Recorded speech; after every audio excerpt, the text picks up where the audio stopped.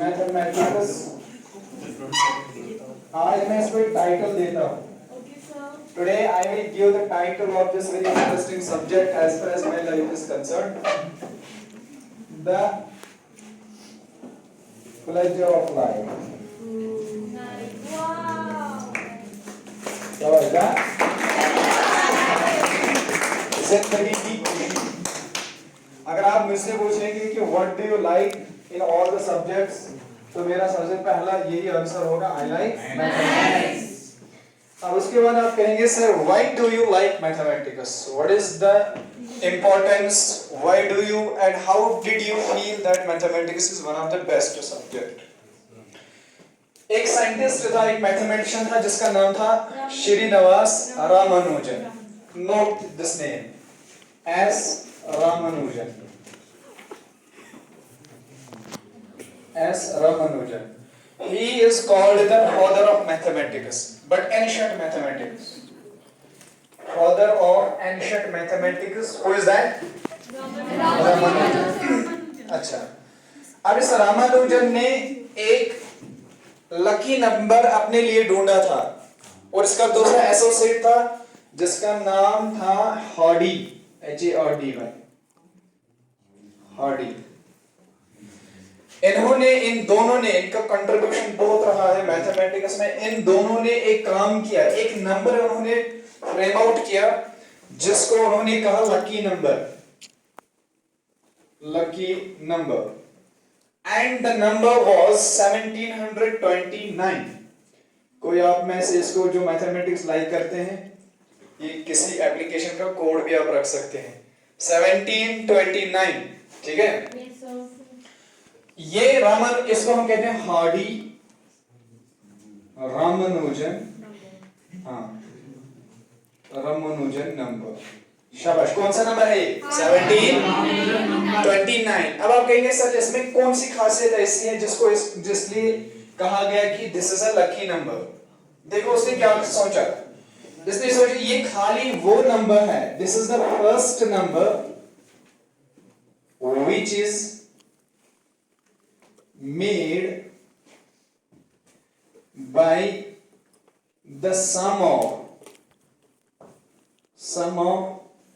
cubes of two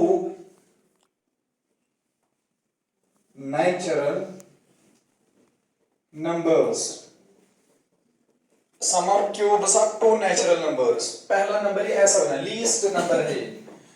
इसने क्या कहा, इसने यहां पे एक नंबर लिया जिसका नाम ये कह रहा है 10 and 7. देखो 10 and 7 दो नंबर्स ऐसे हैं. इन दो नंबर्स का जब आप क्यूब ढूंढेंगे तो यहां पे अगर आप देखेंगे वो बनेगा 10 क्यूब इसका, और यहां से इसका क्या बनेगा बेटा 7 क्यूब. जब आप 10 क्यूब को इवैल्यूएट करते हैं, क्यूब ऑफ 10 क्या होता है? Cube of 10 10 into 10 into 10, that means 1 and how many zeros? 3 zeros. तो ये बनेगा 1 2 और 3. यहां से इसका क्यूब निकाल लीजिए. 7 into 7 49 into 7 343. सॉरी 7 नहीं बेटा 9 लिखा है उसने. 9 10 और 9 9 into 9 81. 81 into 9 729. हाँ 729. तो फिर इन दोनों का सम किया तो ये बना 1000 plus 729, that gives 1729. ये इन दोनों के लिए पहला ऐसा नंबर बन गया जिनको हम सम करते हैं.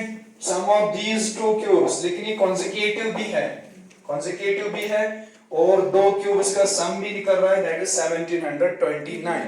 ऐसे बहुत से नंबर्स फिर लेटर ऑन डिस्कवर किए गए, लेकिन ये पहला नंबर उन्होंने ऐसा डिस्कवर किया जो बन जाता है दो क्यूब्स को सम करने के बाद.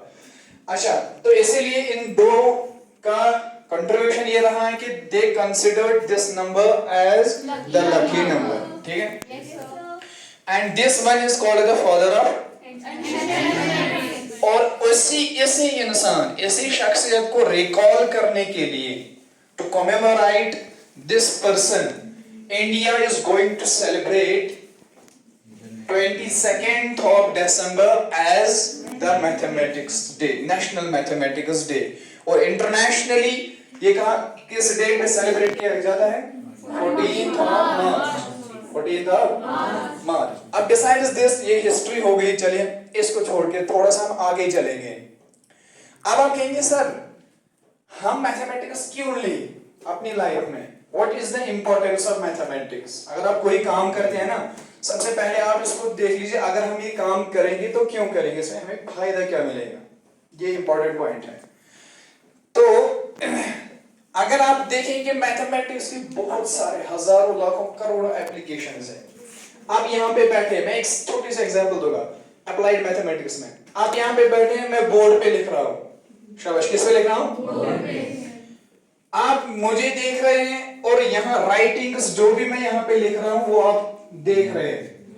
लेकिन अगर मैं इस व्हाइट बोर्ड को थोड़ा सा चेंज कर दूं, चेंज क्या किया, हिला दिया थोड़ा सा, ऐसे मैंने ऐसे बाहर निकाला, तो क्या होगा, आपको डिफिकल्टी प्रॉब्लम्स फेस हो जाएंगी इस राइटिंग को देखने में. जैसे क्लियर? तो इस मामूली सी सिचुएशन में, जैसे मैंने अपना हाथ ऐसे हिला दिया, इस मामूली सी सिचुएशन में भी मैंने मैथमेटिक्स का इस्तेमाल किया. अब बोल सकते हैं कहां पे किया? मैंने अपना हाथ हिला दिया, बोर्ड हाथ में लिया, इसको थोड़ा सा ऐसे घुमाया. लेकिन अगर एक बच्चे में ऐसी क्रिएटिविटी होगी ना, creativity, that's why mathematics is simply called the subject which helps us to create the mental thinking, analytical thinking and the power of problem solving skills. Problem solving skills पता होते क्या होता है?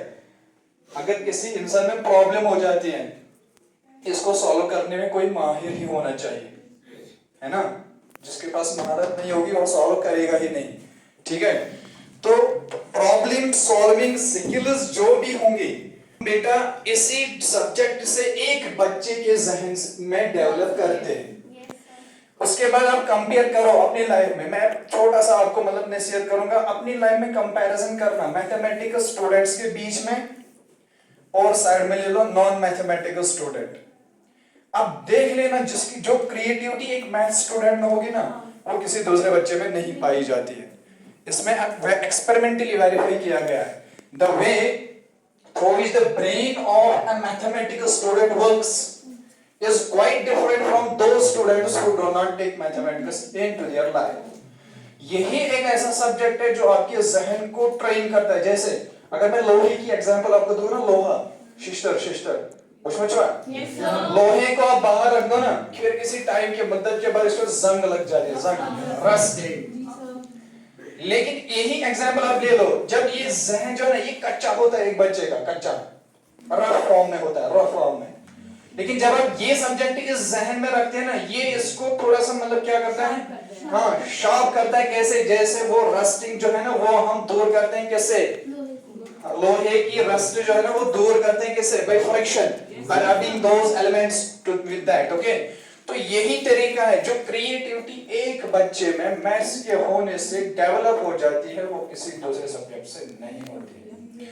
प्रॉब्लम सॉल्विंग स्किल्स होता है, analytical reasoning, सोचने की सलाहियत. Without taking rough and pen into your hand you can easily frame out the hard calculations also if you develop your brain. So ठीक है. रेस्ट ऑफ दिस, अगर मैं दूसरी चीज आपको, अच्छा यहाँ पे मैं भूल ही गया था, ये बेटा मैंने क्या किया, ये मैंने बोर्ड को थोड़ा सा हिलाया इधर. जब मैंने मूव किया ना इसको ऐसे, तो इसका स्लोप चेंज हो गया. इसका क्या चेंज हो गया? स्लोप, है ना? जब स्लोप चेंज हो गया तो tan थीटा, टेंजेंट इसका चेंज हो जाता है. इसका मतलब हुआ कि हमने मैथमेटिक्स इस वाली एक्टिविटी में यूज किया है ना? इसी तरह जब आप देखेंगे ना, अपनी हर किसी सिचुएशन में आपके मैथमेटिक्स का होना बहुत जरूरी होता है. अब ये डिपेंड करता है इधर आपने कितना तैयार किया है इस बेजे को, है ना? दिमाग को कितना आप तैयार कर रहे हैं, एक्सररेट कर रहे हैं. ठीक है, तब जाके. अब दूसरा एग्जांपल आपको मैं दूंगा. मान लीजिए ये है सर्कल, ये तो आप जानते हैं, this is supposed to be the circle. अब मुझे आप बताइए इस सर्कल के एक लाइन सेगमेंट मैंने ड्रा कर दी which touches the circle at 2 points. What is this line segment called? Chord. Good. This line segment is called chord. अगर मैंने ये एक chord ड्रा किया, यहां मैंने दूसरा कॉर्ड ड्रॉ किया, ये आप जानते हैं ये 2 है, देखने से पता चल 3 है, 4 है। अगर मैं सर्कल के 21 कॉर्ड्स ड्रॉ करूं, 21 कॉर्ड्स, कितने कॉर्ड्स? 21 कॉर्ड्स, तो मुझे बताइए ये कितने पॉइंट्स पे सर्कल को, ये कॉर्ड्स कितने पॉइंट्स पे सर्कल को टच करेंगे, है ना?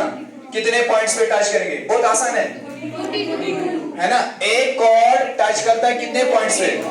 2, तो 21 कॉर्ड्स कितने होंगे? 21 into 2 that gives। लेकिन अब मैं थोड़ा सा ट्विस्ट कर दूंगा, अगर मैं सर्कल के बाउंड्री पे या सरकमफ्रेंस पे 21 पॉइंट्स लूंगा, कितने पॉइंट्स?